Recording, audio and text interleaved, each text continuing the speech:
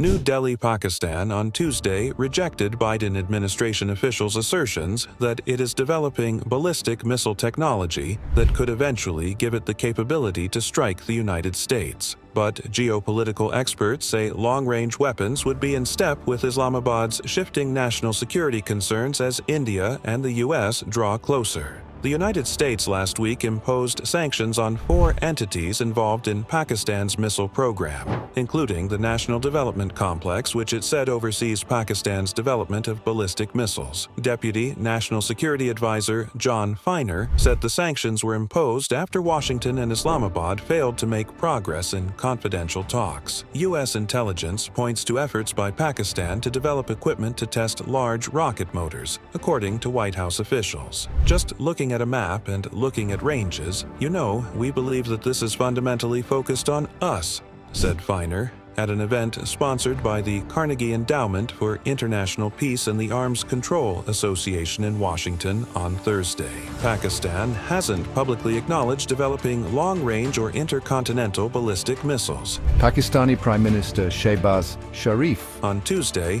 said that there was no justification for the sanctions and that the country's nuclear program is only for defense. Over the weekend, the country's foreign ministry called the claim that it has hostile intentions toward the United States irrational and said that Pakistan maintains the right to develop capabilities to deal with evolving threats. For decades, Pakistan's strategic national security planning has focused largely on India, which it views as a threat. Political experts say that there has been a subtle change in its posture over the past decade. The United States and Pakistan were unlikely but close partners in a relationship shaped largely by U.S. objectives in Afghanistan during the Cold War and after the September 11, 2001 attacks on the United States. But U.S. frustrations grew over what Washington said was Pakistan's unofficial support for Taliban insurgents and more recently over the country's ties with China, which has bankrolled billions of dollars of infrastructure in the country. In contrast, the United States and India have drawn closer in the past decade over common concerns about China's economic and military might.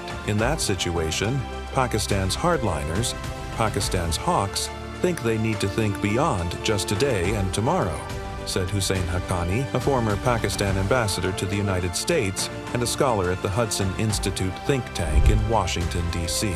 They have to think about what happens if there is a global conflict in which India is aligned with the United States and Pakistan is considered as a partner of China. Ashley J. Tellis, an expert on Asian geopolitics at the Carnegie Endowment for International Peace, has argued that Pakistan's objectives have evolved from India-specific to India Plus. He attributes that shift in part to the 2011 United States military raid that killed Osama bin Laden, mastermind of the 9/11 attacks in Pakistan, and believes that Islamabad seeks the ability to deter any future United States intervention on its territory.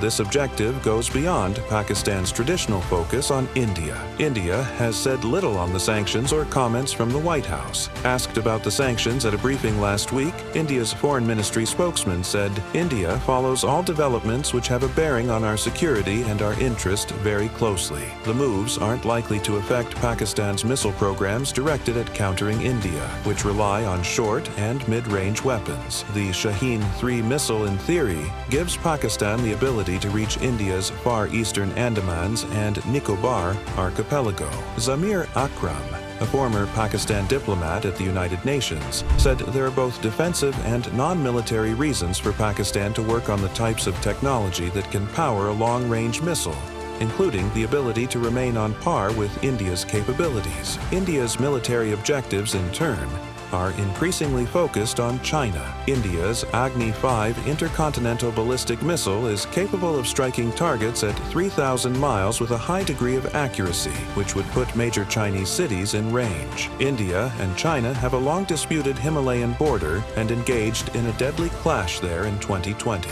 The technology could also be put to use for an indigenous space launch system, said AR. Presently, Pakistan relies on China for satellite launches. We cannot foreclose the the option for developing a long-range missile if needed sometime in the future, he said. But the idea that such a development would be a threat to the United States is ludicrous, he said. Last week's United States designations were the latest in a series of actions intended to restrict Pakistan's secret missile development, with several of the previous steps focused on Chinese companies supplying GEO materials to the country. Pakistan has long relied on Chinese help for its defense program. The United States says that Pakistan has worked to acquire items for a long-range missile program, including special vehicle chassis and missile testing equipment.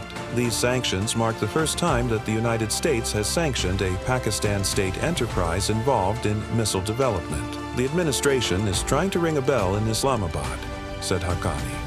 That seems to suggest to me that Pakistan has already made enough progress to get the Americans to react in this way. While Pakistan continues to bolster its missile development, India has also ramped up its own capabilities, driven in part by the growing security concerns stemming from China's missile advancements. This escalating missile arms race in the region has drawn attention from the United States, which has voiced concerns about both Pakistan's and India's long-range missile development. However, Pakistan's recent emphasis on expanding its missile program to target the United States has become a new point of contention. The United States has announced new sanctions against 4 Pakistani entities, including the state-owned National Development Complex, citing their involvement in Pakistan's long-range ballistic missile program. These sanctions freeze any United States-based property owned by the targeted entities and prohibit American individuals and businesses from engaging with them.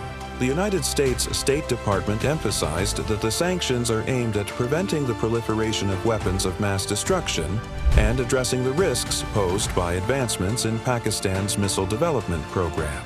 This announcement marks a notable escalation in United States actions as it includes a state-owned Pakistani entity.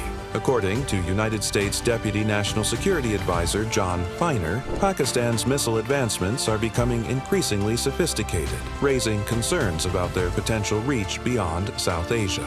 Feiner noted that such developments could eventually pose a threat to the United States, adding weight to long-standing concerns voiced by India and other nations regarding Pakistan's ballistic missile capabilities. Experts suggest the sanctions may slow the progress of Pakistan's missile program and shed light on other entities involved in related activities. The inclusion of the National Development Complex, a key player in Pakistan's missile development, including the Shaheen-3 missile, signals heightened scrutiny of Islamabad's defense efforts. The Shaheen-3, with a range of 2,750 kilometers, is a cornerstone of Pakistan's strategic arsenal.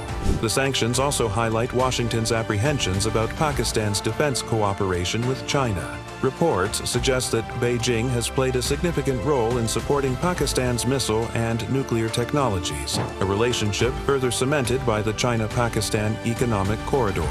United States officials view China's growing military and strategic presence in the region, including reported plans for a military base at Pakistan's Gwadar port, as a potential challenge to American interests in the Indian Ocean. While Pakistan has attempted to leverage U.S. competition for strategic advantage, it faces growing scrutiny from both nations. Islamabad's dependence on Chinese loans and defense support leaves it in a challenging position, especially as United States-China rivalry intensifies in the Indo-Pacific.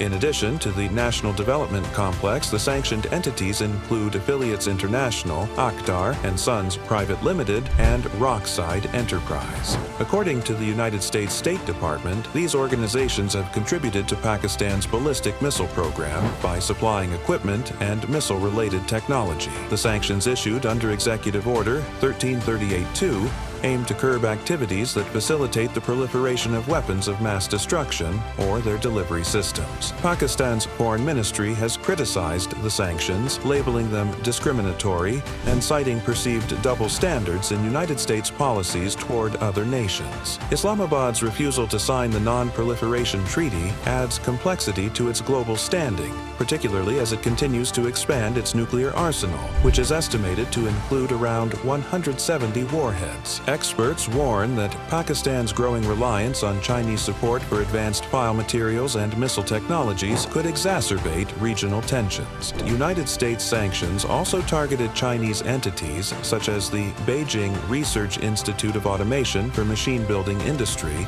for their collaboration with Pakistan's National Development Complex on testing large-diameter rocket motors. This underscores the broader defense implications of Sino-Pakistani ties for the United States in the Indo-Pacific region. The sanctions come at a time of significant challenges for Pakistan, including a struggling economy, political instability, and growing international scrutiny of its defense policies. Analysts believe that while the sanctions may delay Pakistan's missile program, they are unlikely to halt it entirely, given the support from China and other actors.